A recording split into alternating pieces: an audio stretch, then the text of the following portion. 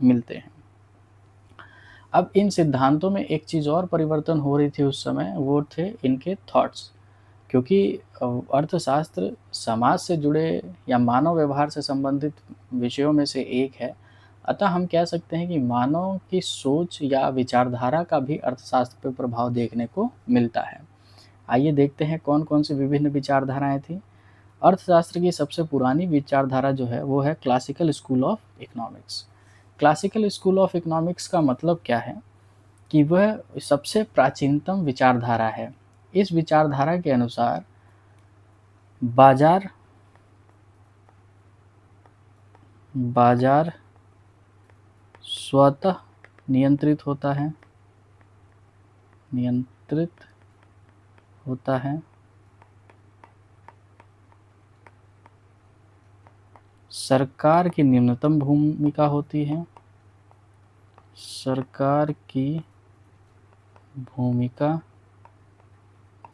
निम्नतम होती है या इसको कहा जाता है लेज़र फेयर पॉलिसी। साथ ही ये विचारधारा इनविजिबल हैंड्स जिसको बाजार शक्तियाँ कहा जाता है पर बिलीव करती है। अच्छा, ये बाजार शक्तियाँ क्या होती हैं और ये कैसे काम करती हैं? मुख्यतः बाजार शक्तियाँ जो है वो है डिमांड और सप्लाई। अब क्लासिकल इकोनॉमिस्ट ने ये माना कि अगर बाजार में कोई भी असंतुलन आता है तो बाजार की शक्तियाँ स्वतः क्या करेंगी, सामंजस्य करके उनको ठीक कर लेंगी। अब आगे देखा जाए तो एक चीज़ और आता है इसमें, वो है laser fair. Laser fair policy का मतलब है कि सरकार बिल्कुल भी बाजार पर नियंत्रण नहीं करेगी। ठीक, अब इस क्लासिकल स्कूल ऑफ इकोनॉमिक्स के जो मेन हमारे अर्थशास्त्री थे वो थे एडम स्मिथ। ठीक, जैसा कि हम लोगों ने अभी पीछे भी डिस्कस भी किया कि एडम स्मिथ की जो किताब थी वो कौन सी थी, an inquiry into the nature and causes of wealth of nation, जो 1776 में आई थी। साथ ही इनके साथ थे डेविड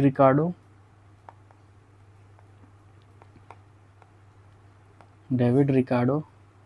इनकी किताब का नाम है principle of political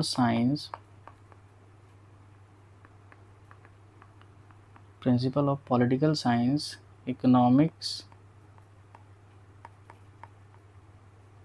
and taxation. ठीक, तीसरे प्रतिपादक थे J.S. मिल, जॉन स्टुअर्ट मिल इनका पूरा नाम है। चौथे प्रतिपादक थे माल्थस।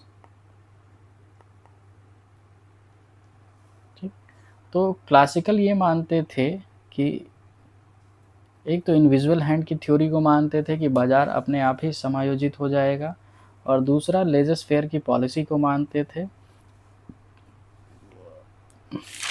सेकंड विचारधारा है neo classical thought of economics.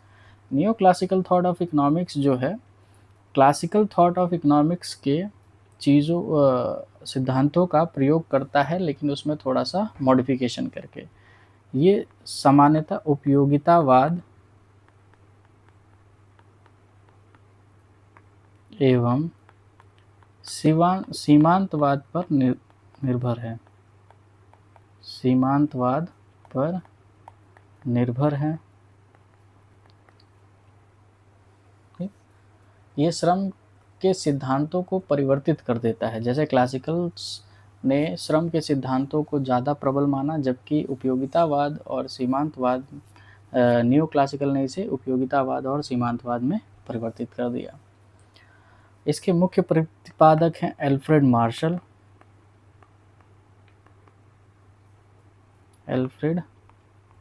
Martial, जिन्होंने 1890 में किताब लिखी principle of economics. Principle of economics.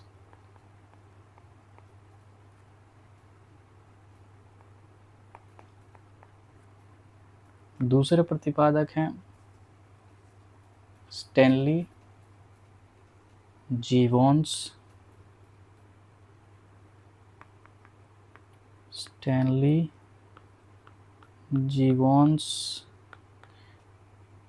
1871 में इनकी किताब आई the theory of political economy. The theory of political economy, जिसमें इन्होंने जीवोन पैराडॉक्स के बारे में बात किया। जीवोन पैराडॉक्स। जीवोन्स पैराडॉक्स बताता है कि यदि किसी वस्तु के टेक्नोलॉजी में चेंज आता है, गुड चेंज आता है, तो जिसकी वजह से उस वस्तु का प्रयोग सस्ता हो जाता है और कम दाम में उसकी उत्पादकता बढ़ जाती है। इसका अर्थ है कि हमें उसका कम प्रयोग करना चाहिए, परंतु वास्तव में क्या होता है, हम उस वस्तु का अधिक प्रयोग करते हैं। इसे ही जीवोन पैराडॉक्स कहा गया है। आगे चलते हैं। इसके बाद 1930 की महामंदी के दौरान, 1929-30 की महामंदी के समय क्लासिकल स्कूल ऑफ इकोनॉमिक्स के जो इनविजिबल हैंड का कॉन्सेप्ट था कि बाजार स्वतः क्या करेगा, समायोजन करके सारी चीज़ें ठीक कर देगा, जो पूरी तरीके से फेल होती नज़र आ रही थी। अब इस बीच एक ब्रिटिश अर्थशास्त्री आते हैं, जॉन मेनार्ड कीन्स। उनका कहना था कि बाजार स्वतः नियंत्रित नहीं होगा, स्वतः संतुलित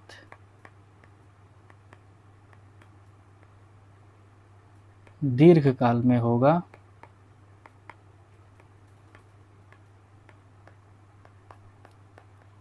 परंतु दीर्घकाल कितना बड़ा होगा ये नहीं पता। दीर्घकाल का समय निर्धारित नहीं था।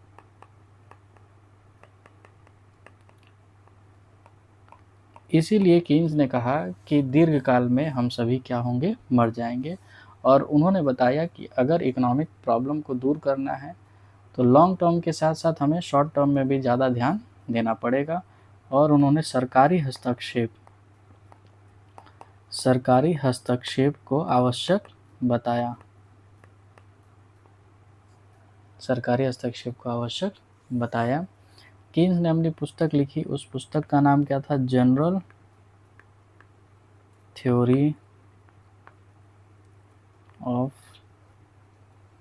Interest and general theory of money, interest and employment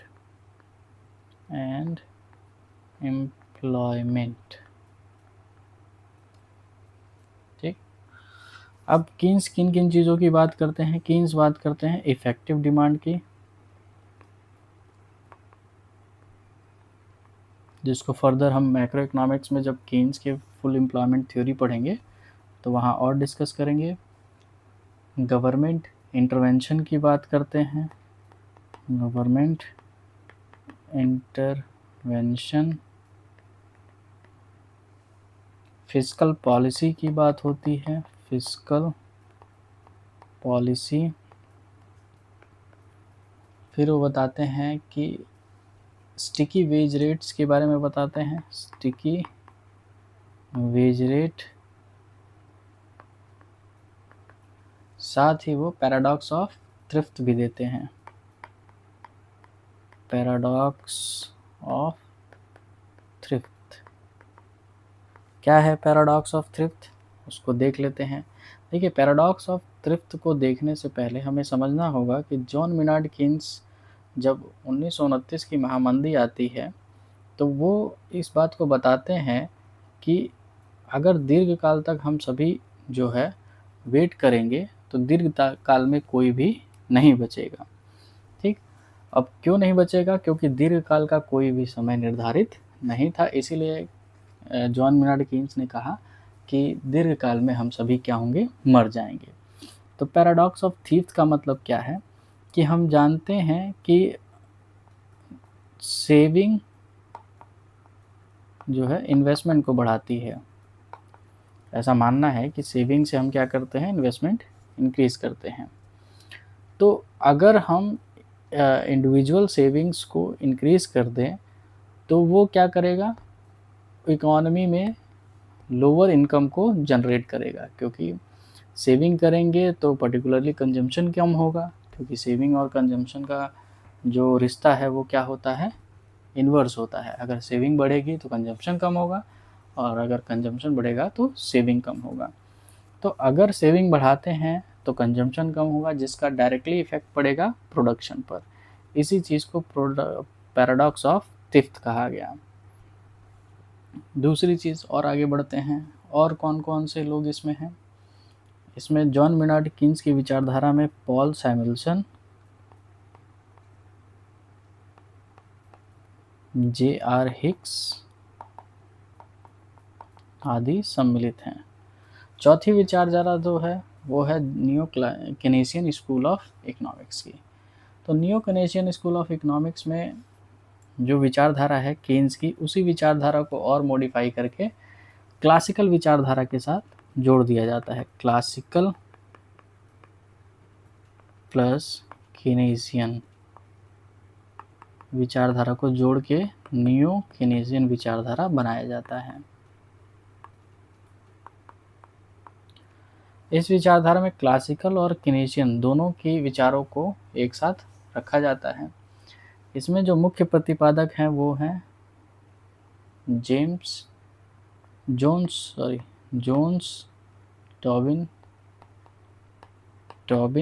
Tobin, जिन्होंने टॉबिन क्यू रेशो दिया,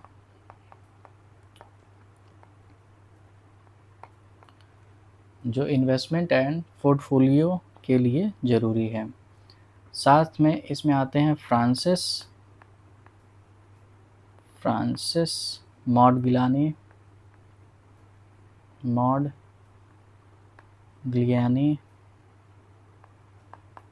जिन्होंने लाइफ साइकिल हाइपोथेसिस दिया।